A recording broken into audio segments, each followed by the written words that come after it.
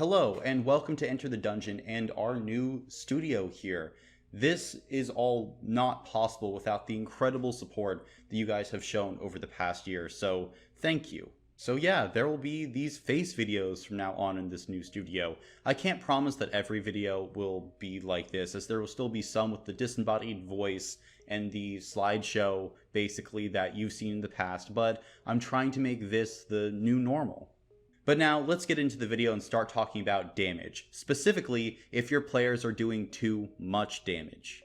Now, the first question is, what type of damage are your players doing? Because I kind of break it down into three types because each has distinct fixes. The first, melee damage. Second, range damage. And the third, AoE damage. And we're going to be talking about all three of those damage types individually and specific fixes for them. Now, I'm using the word fix, but that might be a poor choice because all of these tips and tactics are just tools in your DM's tool belt. You don't want to completely negate a player every single combat. However, there are certain situations where you want to challenge a player character, or a combat simply won't work if one of the characters goes and does their usual amount of damage. If this is the case, then you can apply these tools here in the video. Just know that you probably shouldn't be doing this every single combat, not even every other combat. Just know that you should be using these tactics sparingly so that you don't dampen another player's fun. But with this disclaimer out of the way, let's get on to melee damage. And for really all these damage types, we're going to have one mantra that we're going to keep repeating throughout this entire video. We're trying to slow down damage, not really completely negate it. At the end of the day, you probably want your players to win and not TPK them. And trying to defeat your players as a DM, it's easy, it's child's play. What we're looking for is a combat that is challenging, that your players win, and that it doesn't feel like it's a pushover combat. So how do we slow down a melee character? Well, one of the best ways is with intentional battlefield creation.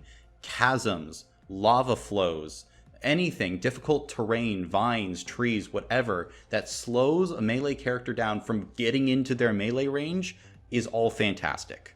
Because that's one of the greatest weaknesses with a melee character. They have to get into melee, and you can help stop them from getting there. But what if the combat is taking place in an area or a setting where you can't think of a way to slow down this melee character? Well, then we turn to some very specific debuffs. And these debuffs usually center around three things. Debuffing the character's movement, so they literally just can't run up. Debuffing their to hit modifier, so it makes it harder for the melee character to hit. They're still doing their damage, but not hitting as often. Or you can go disadvantage, which is kind of like nerfing the to hit, but the melee character has some tactical options to get around this debuff. There are non-homebrew options like Bane that can accomplish these things, or Entangle, things like that, or you can homebrew up something for yourself. A third tip for slowing down these melee characters is having a character that can fly. Flying characters cause massive problems to a lot of melee characters, but there are still tactical ways around it. A melee character usually has a ranged option, whether they be javelins, a simple longbow, what have you. And so they'll still be able to do some damage, just not nearly as effectively, or the entire rest of the party can work to help bring down that flying character so that then the melee character can do their regular damage to it. One of the best examples of this is the Humble Dragon. And a final method for slowing down these melee characters is something I like to call the Grunt Wall. Now, what's the Grunt Wall? Well, let's take a dragon again. That's the big ticket item. If your melee character gets to it, they'll probably rip that thing apart in a round or two. So we put out a bunch of these little kobolds. Now, the kobolds might not do a ton of damage, but we give them these little features. Maybe they don't all need the Sentinel feat, but maybe when they hit a melee character, they decrease their speed by 10, 15 feet. They apply a debuff, whatever. Or they just stand in the way so the melee character can't get to the dragon. Once again, these grunts really won't do much damage. They'll just slow down the melee character as they have to hack through the grunts. Or if they completely ignore all the grunts, then they'll probably swarm in and make the melee damage dealer's day very uncomfortable. But that's all I got for melee characters. Let's move on to ranged characters. Hey everyone, before continuing with the video, I just want to give a shout out to the channel's affiliate and sponsor, Only Crits. Only Crits is an online store that specializes in dice sales and 5e adventure modules. They also carry in stock dice trays and other assorted D&D accessories. I personally love their Spell Scroll dice trays and their duck dice. I mean, look guys, they're ducks in dice. If that's not gonna sell you, I don't know what is. They also have other little small friends, like chickens or pandas. If you're looking for a fun one-shot, I'd recommend The Emperor's End, or if you're looking for a full adventure, I'd recommend The Mountain Killer. It's a short adventure only running from levels 4 to 6, but it packs a lot of epic adventure and mystery in those short 3 levels. And it's set up so that you can drag and drop this plot into your homebrew adventures really easily. I've got an affiliate link in the description below, and if you enter the code DUNGEON, you will get a discount on your order. If you want awesome dice, accessories, or adventure modules, check out my friends at Only Crits. And now, back to the video. And I won't lie, I find ranged characters some of the easiest to deal with, and there's one simple reason for this. Cover in D&D 5th edition. There's so many ways to give cover. You have half cover, which gives a +2 to AC, 3/4 cover, which is a +6, or total cover, which means your ranged attackers, and by ranged attacker I mean a ranged attack that has a D20 rolled to hit. So this can be non-magical or magical ranged attacks. But the main thing is they're not going to be hitting something behind full cover. And once again, this comes back to intentional battlefield design. If you intentionally design a battlefield with a lot of cover options, you're going to be able to slow down that ranged damage dealer. Specifically, if you have these little rooms or bunkers, corridors that, let's say, goblins can duck into. They fire at the ranged character, duck behind the full cover, and then they're safe, slowing down the damage. But what if you're tired of cover? Well, then we go to these obscuring options. And what are these options? Well, we have darkness, magical or non-magical. We have fog. We have the blinded condition. Anything that makes it where the ranged damage dealer has a harder time seeing. This is particularly effective at the start of combat if the ranged damage dealer doesn't know what they're supposed to be shooting at. Honestly, these obscuring options, if you're not wanting to use cover, are some of the most effective ways to slow down a ranged damage dealer. You can even be just standing in the middle of a field, but if a bunch of undead roll in with some fog cast by a necromancer, that ranged damage dealer is going to have a hard time, even if it's a completely open, flat field. Like, they're not going to be able to hit as well because all of their vision is going to be obscured. Now, this next tip, it's a little bit evil, and that is attacking the ammunition of your ranged damage dealer. Now, if you have a physical ranged damage dealer, they're using like a longbow, then that ammunition is arrows. But if you have a magical ranged damage dealer, they still have ammunition too, and that comes in the form of their spell slots. And we can attack those things. Let's say you have a physical ranged damage dealer. You have a goblin archer who is targeting them.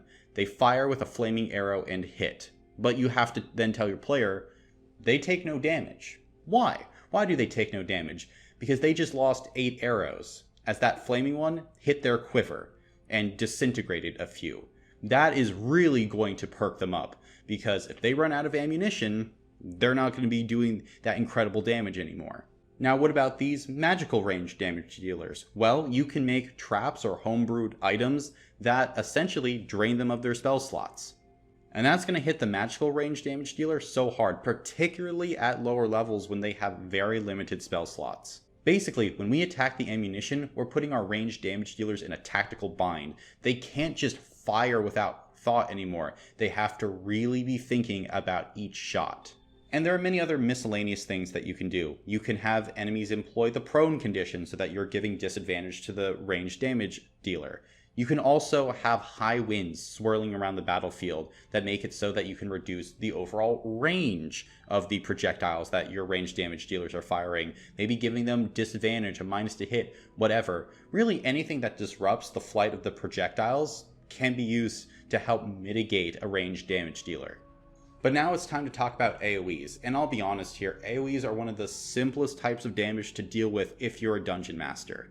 And I think the best tip boils down to one thing.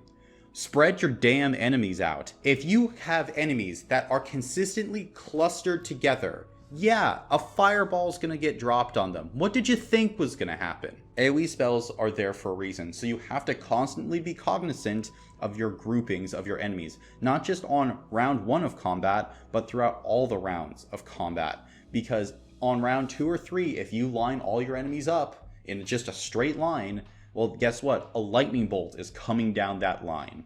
But maybe you're running a combat in a place where you can't spread out your enemies. What do you have to do then? Well, then we start looking at getting in close to the allies of your AoE damage dealer. Because we're then going to put that wizard in a tactical bind. Yeah, they can drop a fireball on those 3 orcs, but they're also going to hit the rogue or the fighter too. Getting your enemies intermixed with the party will drastically slow down most AoE damage dealers. Now, how do we pull this off consistently? Well, this is my general strategy. Start with your enemies 40 feet away from the party, and then give them a +10 to their base movement. This will probably mean that your enemies will have 40 feet of movement, and most party members will have about 30. They won't be able to get into melee range at the start with those enemies, but the enemies will be able to get into melee range with all of them. And because of this, I mean, well, you can guess, the AoE damage dealer has to decide whether to not drop their AoE or hurt the party members. Now, I know some of you are screaming at your screen saying, but wait, you have sorcerers and their meta magic options, or evocation wizards. These guys exist and they can drop AoEs safely on their party members. Well, to that I say this: not every party is going to have them. This tip will vary depending on the composition of your party. This second tip's mileage, again, will vary, but the first tip and this last tip you can use at any time. And the last tip is simply, if there's no other option, you can just buff a specific saving throw or give resistance to a specific type of damage. Let's take Fireball as an example.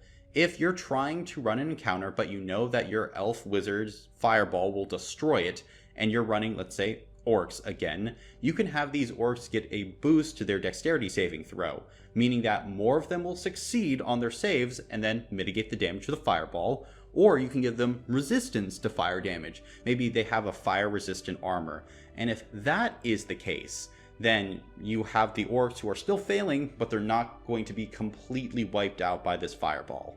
Now, you have to use this tip extremely sparingly, else it will feel like you are specifically targeting that character, and you kind of are for that combat. Just remember to use this as a last resort, and if at all possible for you pull out this tactic, foreshadow it. Have a friendly NPC tell this wizard that the armor is fire resistant, or have them know that they spend a lot of time in a volcano or something. That way it's like, oh, I understand, and it stifles the blow of not doing as much damage with your AoE, or it allows the wizard to switch out the spell or do something else and not feel like, I'm useless in this combat.